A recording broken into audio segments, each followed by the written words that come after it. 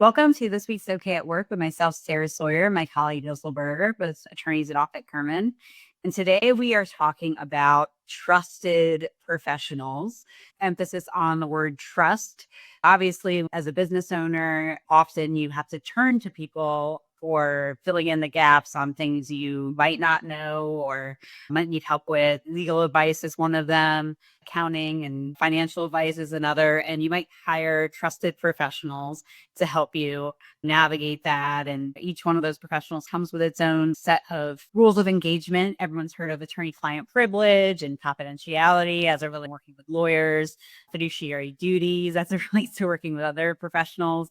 What are some things when business owners are entering into these relationships they should be keeping in mind, Russell, when they're leaning on these types of folks? Number one, you want to build your whole team. As a business owner, it's not, I have one professional and that's it. It's the team of trusted advisors from legal, accounting, tax, banking, insurance, on down the list of things that every business is going to need. But what I think you're looking for a lot of the time is alignment. Someone that gets your business, gets where you're going, has that deeper understanding of what your goals are as a business owner so that they're not providing advice in a vacuum, and they can show you that they understand your goals in the type of advice that they give and the direction that you're given, the questions that are asked of you as a business owner. You want someone who you can really have those conversations with, because the most valuable part of us as advisors, whether it's lawyers or anybody else, is that thoughtful planning aspect and really being able to help you make strategic decisions in your business. We can always litigate. We can always do a transaction. We can always do the roll up your sleeves legal work. But I think we're really valuable. Get to us before that. I'm sure the accountants say the same thing. Don't call us when the IRS comes knocking, call us before. That's where the real value is. And it really takes a trust and an understanding of your business to be able to communicate on those topics. Yeah, and key to what you're describing, Russell, is the information that those professionals get from you as the business owner. We can only provide the best advice with the information that you have.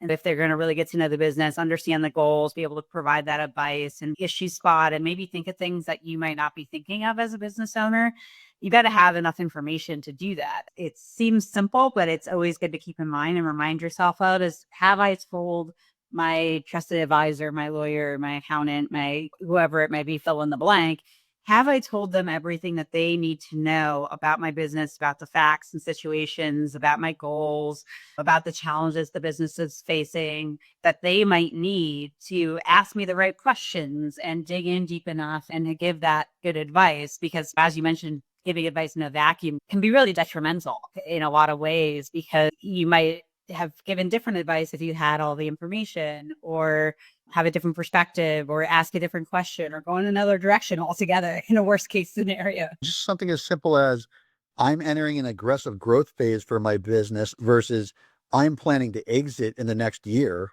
Those are different paths. There's different decisions that as a business owner you would make along the way.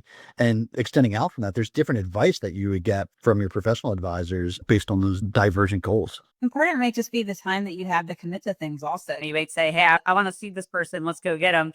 But in the meantime, you've got 2 other lawsuits going on. You haven't told your lawyer about that you're going to be super distracted by and not mad at the time, but really focus on this new one. There's a lot of scenarios where in a vacuum, you could really run into some challenges. Good to have that free flow of information. Absolutely. All right. Well, thanks, Russell. See you next time. Thanks, Tara.